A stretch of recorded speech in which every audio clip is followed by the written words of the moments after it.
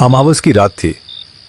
गांव देहात के स्टेशन ऐसे ही होते हैं, अंधेरा, सन्नाटा और खालीपन। रात काफी हो गई थी और स्टेशन पर इक्का दुक्का लोग भी जा चुके थे। दूर दूर तक बस एक ही उम्मीद खड़ी थी। वो था राजू, सीधा साधा ऑटो चालक। वो अभी कुछ यात्रियों को छोड़कर आया था और अब वापस जाने की सोच रहा था। रात तो काफी हो गई, अब तो कोई सवारी मिलेगी नहीं। अमावस्या की रात है, जल्दी घर जाना चाहिए। लेकिन दिल में एक छोटी सी आस अभी भी बाकी थी। एक और चक्कर, बस एक आखिरी ट्रेन, ताकि आज की दिहाड़ी अच्छी हो जाए। तभी दूर से एक हॉर्न सुनाई देता है। लगता है आज रात का आखिरी ट्रेन आ रहा है। चलो, इसमें अगर कोई सवारी मिल जाए तो कमाई थोड़ी सर पर हो जाएगी।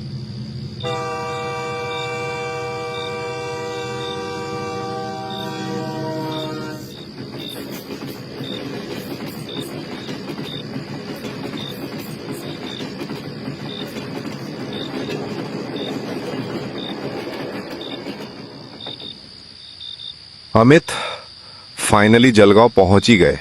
अब देख, 8 बजने वाले हैं। कोई सवारी मिलेगी क्या, या फिर आज की रात स्टेशन पर ही काटनी पड़ेगी? चल, थोड़ा आगे चलकर देखते हैं। अगर कुछ मिल गया तो ठीक है, नहीं तो फिर यही रात गुजारनी पड़ेगी।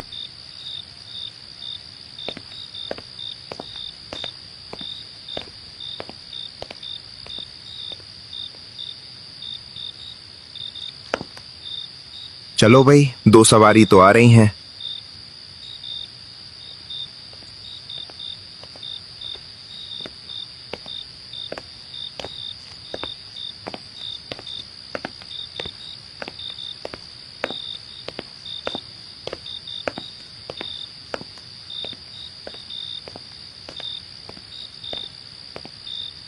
नमस्ते भैया, किधर जाना है? रात काफी हो गई है, मैं आपको जल्दी छोड़ दूंगा।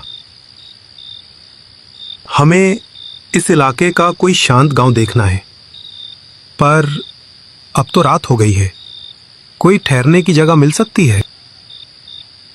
देखिए भैया, हम लोग शहर से आए हैं, गांव घूमने, यहाँ का नेचर, दृश्य देखने और थोड़ा बहुत एडवेंचर भी करने आए हैं। आप बिल्कुल सही जगह आए हैं। मेरा नाम राजू है।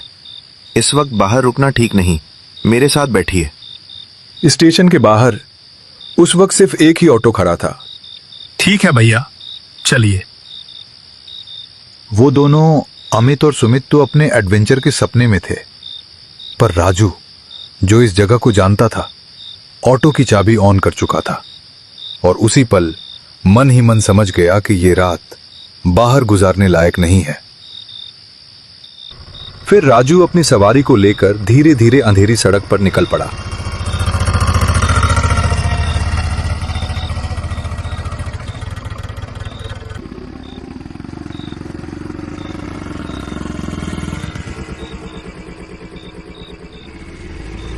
राजू भैया, यहाँ पर रहने के लिए कोई होटल वगैरह मिलेगा? नहीं, होटल तो नहीं मिलेगा यहाँ। अरे आप चिंता मत करो, आज रात आप दोनों मेरे घर रुकिए। मेरे घर में एक कमरा है, आप मेरे मेहमान होंगे। ये रात बाहर बिताने लायक नहीं है। ये तो बहुत अच्छी बात है राजू भाई, हम आपकी इस मदद के लिए धन्यवाद करते हैं। अरे भाई, इसमें धन्यवाद कैसा, बस जल्दी घर पहुंच जाएं। अमावस की रात में अंधेरा और भी गहरा हो जाता है। रात के 7:30 बजने वाले थे। तब तक अमित और सुमित राजू के घर पहुंच गए थे। घर के बाहर में बैठकर तीनों चाय पी रहे थे और आपस में बातें कर रहे थे। अमित, सुमित, एक बात ध्यान से सुनो। आज अमावस्या की रात है। हमारे बड़े बुजुर्ग कहते हैं कि इस रात में कुछ बुरी शक्तियां बहुत ज्यादा सक्रिय हो जाती हैं।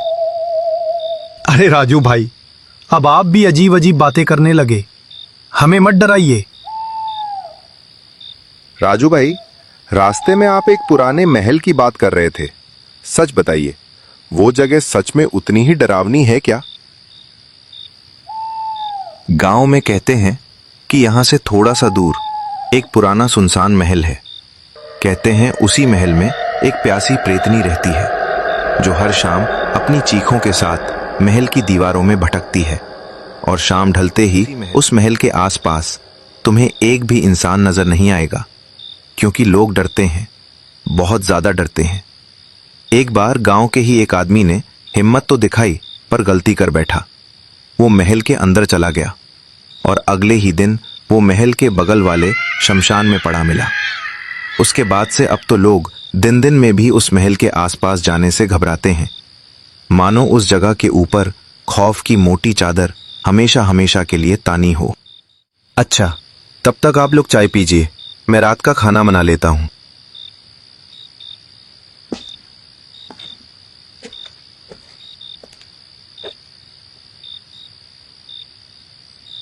लगता है राजू भाई के घर में और कोई नहीं है। अरे सुमित, हम लोग उस महल में जा सकते हैं क्या? क्या बोलता है तू? लेकिन अमित, राजू भाई ने अभी जो बोला सुनकर थोड़ा डर भी लग रहा है। क्या सुमित, अभी से डर गया क्या?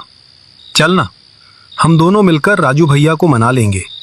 जाना तो पड़ेगा ही, आखिर देखना भी है कि वहां है क्या। कुछ देर बाद राजू भाई ने हमें खाने के लिए बुलाया और हम सब खाने बैठ गए। तभी मैंने पूछा, राजू भाई, इतना सारा खाना बना दिया, इसके लिए आपको बहुत बहुत धन्यवाद। वैसे आपके पिताजी और माताजी कहाँ हैं? तभी पास से सुमित बोलने लगा, राजू भाई, आप हमें इतना सहारा दे रहे हैं, क्या आप यहां अकेले ही रहते हैं? हाँ सुमित, मैं अकेला ही हूं। मेरे माता पिता जब मैं बहुत छोटा था तभी गुजर गए थे। मेरे पिता भी ऑटो चलाते थे और अब मैं भी वही करता हूं। बस अपना छोटा सा जीवन है। हमें सुनकर सच में अफसोस हुआ राजू भाई। इतनी कम उम्र में आपने इतनी जिम्मेदारी उठा ली। कोई बात नहीं, अब तो आदत हो गई है। वैसे आप लोगों को खाना कैसा लग रहा है? राजू भैया, मजा आ गया। सच में घर जैसा खाना है। लग रहा है कि मैं अपने घर में ही खा रहा हूं। राजू भाई, कल का क्या प्लान है? हमें कुछ पुराना, थोड़ा एडवेंचर वाला कुछ देखना है। मैंने आपको बताया था ना, एक बहुत पुरानी सुनसान हवेली है, उसी के बगल में वो शमशान है। बस वही तो देखना चाहते हैं राजू भाई, एडवेंचर के लिए।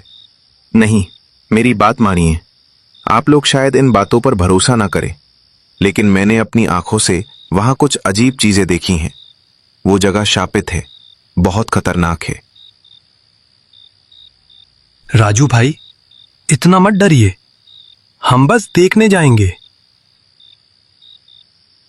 हाँ राजू भाई, बस एक बार वो जगह दिखा दीजिए।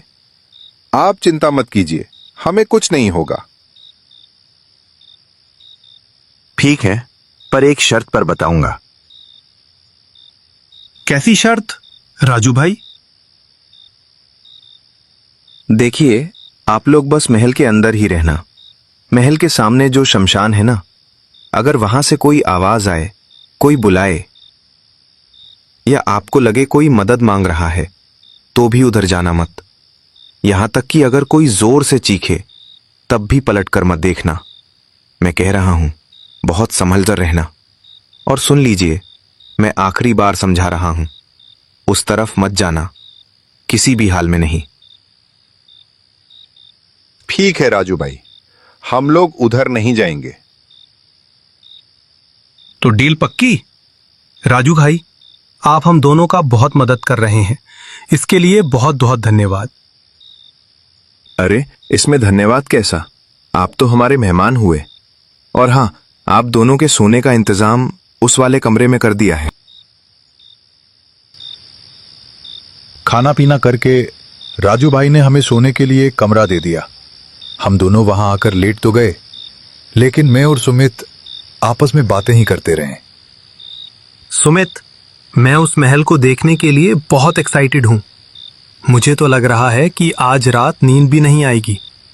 थोड़ा डर भी लग रहा है, लेकिन कोई बात नहीं, हम तो वहां जाएंगे ही। अरे भाई, सारी रात ऐसे ही बातें करता रहेगा क्या?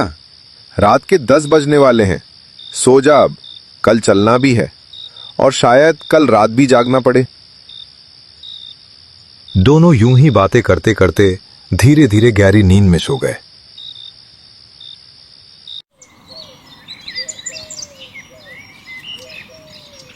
सुबह सुबह हम तीनों घर के बाहर बैठकर चाय पी रहे थे।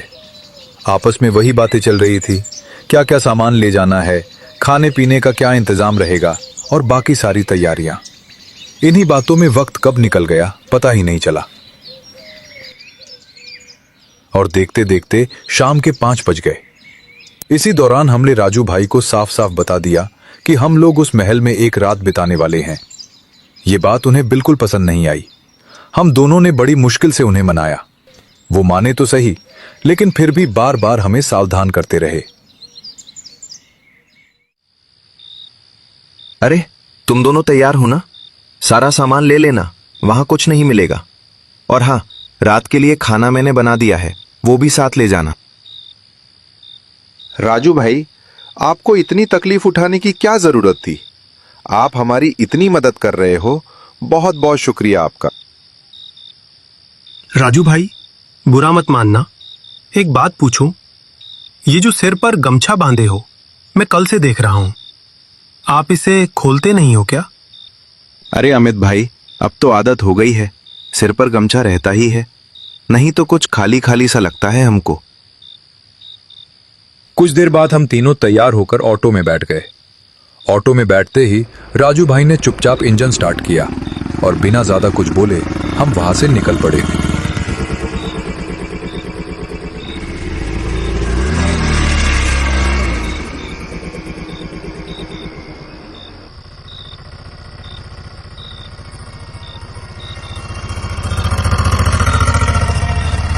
रास्ते में माहौल अजीब सा होने लगा था। सड़कें सुनसान होती जा रही थी और थोड़ी दूर जाने के बाद ऑटो महल के आसपास के इलाके में पहुंच गया। राजू भाई, हम आ गए क्या? लेकिन यहां पर तो महल दिखाई नहीं दे रहा है। अमित, सुमित, तुम दोनों ये रास्ता पकड़कर सीधे आगे चले जाना। थोड़ा सा आगे जाते ही एक शमशान का गेट दिखाई देगा। वहां से थोड़ा और आगे जाओगे तो वहीं तुम्हें महल दिख जाएगा। ठीक है, मैं चलता हूं। कल सुबह यहीं पर मैं तुम दोनों का इंतजार करूंगा। ठीक है राजू भाई। राजू भाई हमें वहीं छोड़कर वापस लौट गए। दोनों तरफ जंगल था, अंधेरी रात थी, डर भी लग रहा था और कुछ ऐसे पक्षियों की आवाजें गूंज रही थी जो माहौल को और भी डरावना बना रही थी। धीरे धीरे राजू भाई का ऑटो हमारी आंखों से ओझल हो गया।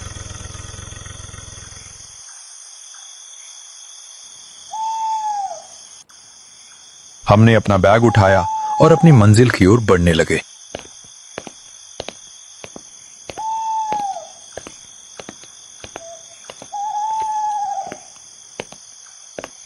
कुछ दूर चलने के बाद हम दोनों शमशान के गेट तक पहुंच चुके थे। रात तो थी, लेकिन चलने में ज्यादा दिक्कत नहीं हो रही थी क्योंकि चांद की रोशनी में रास्ता साफ साफ दिखाई दे रहा था।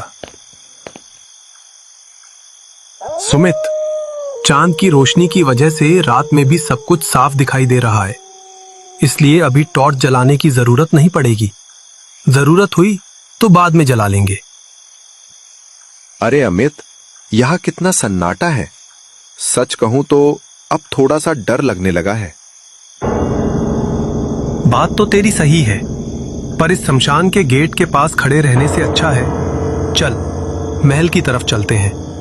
वैसे भी राजू भाई ने कहा था शमशान पार होते वक्त जल्दी निकल जाना, इधर रुकना मत।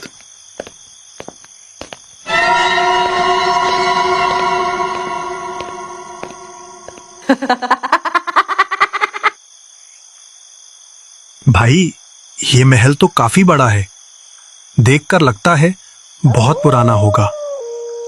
महल तो सच में काफी पुराना लग रहा है। लगता है कभी किसी जमींदार का रहा होगा। चल भाई, अब महल की तरफ ही बढ़ते हैं।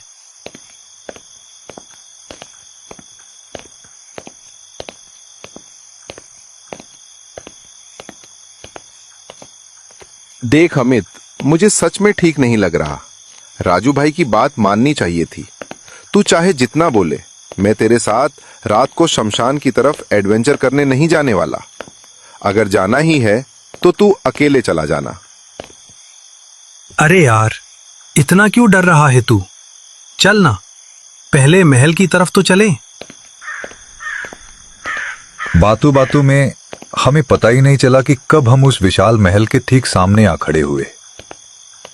अजीब बात थी, महल का गेट पहले से ही खुला हुआ था, मानो कोई हमारा ही इंतजार कर रहा हो। खैर, अंदर जाने में हमें कोई दिक्कत नहीं हुई। महल के अंदर कदम रखते ही हम जगह तलाशने लगे, पर नीचे के कमरे वो बहुत ज्यादा खराब और बदहाल थे, वहां रुकना मुमकिन ही नहीं था। फिर हमारी नजर ऊपर की तरफ गई, जहां अंधेरे में और भी कई कमरे कतार में दिखे। हम सीढ़ियां चढ़कर ऊपर आ गए, क्योंकि यहां का ये एक कमरा बाकी हिस्सों से थोड़ा बेहतर और रहने लायक लग रहा था। हमने अपना सामान रखा, थोड़ी साफ सफाई की और हम दोनों वहीं बैठकर समय बिताने लगे। ऐसा करते करते कब रात के 8 बज गए पता ही नहीं चला। यार अमित, भूख लग गई है, चल खाना खा लेते हैं। रात के 8 भी बज गए। हम दोनों ने खाना निकाला और खाकर वहीं आराम से चादर बिछाकर लेट गए। पूरे दिन घूमने की वजह से पैर हाथ बुरी तरह दुख रहे थे। हमें कब नींद आ गई पता ही नहीं चला।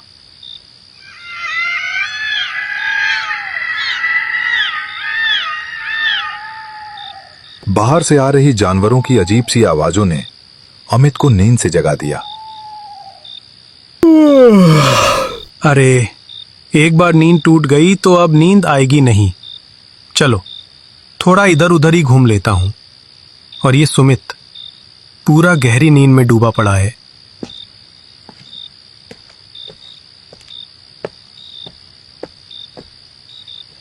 अरे बाप रे, महल में अकेले चलने में बड़ा अजीब सा लग रहा है, और पता नहीं बाहर कौन सा पक्षी या जानवर चिल्ला रहा है।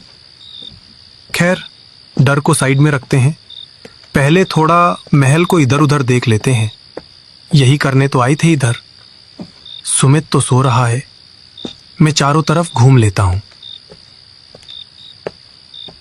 अमित अपनी धुन में बड़बड़ा ही रहा था, तभी उसकी टॉर्च की रोशनी सामने दीवार पर पड़ी और वो एकदम से सहम गया। फिर थोड़ी हिम्मत जुटाकर अमित ने आगे देखने की कोशिश की कि आखिर वो है क्या। अरे भाई, यहां ऐसी चीजें रखने की क्या जरूरत है?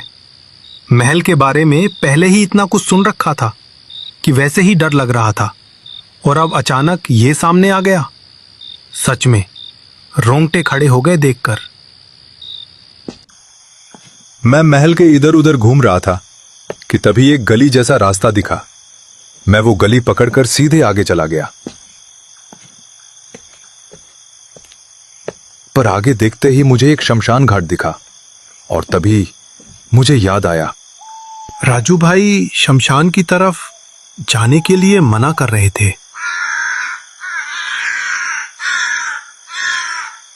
थोड़ा दूर आगे बढ़ने के बाद अरे, वहां कौन खड़ा है सफेद कपड़ा पहनकर? जाकर देखता हूं।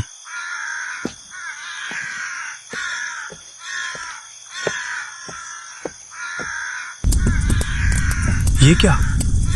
यहां भी किसी ने लकड़ी की ऐसी चीज बनाकर रख दी है डराने के लिए। गांव वाले तो इसे देखकर जरूर डर गए होंगे। जैसे ही अमित उसके बिल्कुल सामने जाकर चेहरा देखने की कोशिश करता है, वो डर के मारे वही बेहोश होकर गिर पड़ता है। और उसी पल एक अजीब सी किसी बूढ़ी औरत की हंसी और चीख पूरे महल में गूंज उठती है।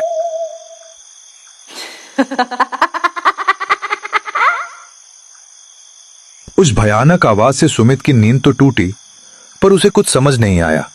वो बस घबराकर एकदम से उठ बैठा। अरे, ये अमित कहाँ चला गया? सुमित अमित को पागलों की तरह यहां वहां ढूंढने लगा, मगर अमित का कहीं पता नहीं था। तभी अचानक शमशान के सन्नाटे को चीरती हुई अमित की आवाज सुनाई दी। सुमित, मैं इधर हूं। अरे, ये तो अमित की आवाज है। शायद उस तरफ से आई है। जाकर देखता हूं। पक्का ये उसी की चाल है मुझे डराने की। ये कभी नहीं सुधरेगा। यहां पड़े पड़े क्या कर रहा है? मुझे पता है तू नाटक कर रहा है मुझे डराने के लिए। देख, इस वक्त इस जगह पर ऐसा नाटक करना सही नहीं है। चल यहां से जल्दी। और वैसे भी राजू भाई ने इधर आने के लिए मना किया था। काफी देर बोलने पर भी जब कोई जवाब नहीं मिला तो सुमित की घबराहट बढ़ गई। उसे एहसास हो गया था कि यहां कुछ तो गलत हुआ है। अमित, अमित, उठ! तुझे क्या हुआ है? सुमित अभी अमित को झकझोर कर उठाने की कोशिश कर ही रहा था कि तभी अचानक किसी ने पीछे से उसके कंधे पर हाथ रखा। सुमित झटके से पीछे मुड़ा और जो उसने देखा, उसकी आंखें फटी की फटी रह गईं, मुंह खुला का खुला रह गया। उसके ठीक सामने एक बेहद भयानक और खौफनाक चेहरा था। उस भयावह मंजर को देखकर सुमित का पूरा शरीर दहशत से बर्फ की तरह ठंडा पड़ गया। उसके पैरों से जैसे जान ही निकल गई और वो वहीं धड़ाम से नीचे गिर पड़ा। अगली सुबह राजू अपना ऑटो लेकर ठीक वहीं खड़ा था जहां वो अमित और सुमित को छोड़कर गया था। वो वहीं खड़ा होकर दोनों का इंतजार कर रहा था। अरे, ये लोग इतनी देर क्यों कर रहे हैं? मैंने तो इन्हें टाइम भी बता दिया था। चलो, थोड़ी देर और इंतजार कर लेता हूं। काफी देर हो गई, लेकिन वो दोनों वापस नहीं आए। अब राजू को समझ आ गया था कि पक्का कुछ न कुछ गड़बड़ जरूर है। उसने बिना देर किए गांव के 2-3 लोगों को मदद के लिए बुलाया और फिर कुछ ही देर बाद राजू उन दोनों को ढूंढकर वापस घर ले आया। कुछ देर बाद अमित और सुमित दोनों को होश आया। मैंने तुम दोनों को पहले ही मना किया था, लेकिन तुमने मेरी बात नहीं मानी। देखो अमित और सुमित भाई, बुरा मत मानना। जिस जगह के बारे में ठीक से जानकारी ना हो वहां यूं ही मत चले जाया करो। वहां बहुत कुछ हो सकता है और जान का भी खतरा पड़ सकता है। राजू भाई, हमें माफ कर दीजिए। हमने आपकी बात नहीं मानी। आगे से ऐसा कभी नहीं होगा। हम वादा करते हैं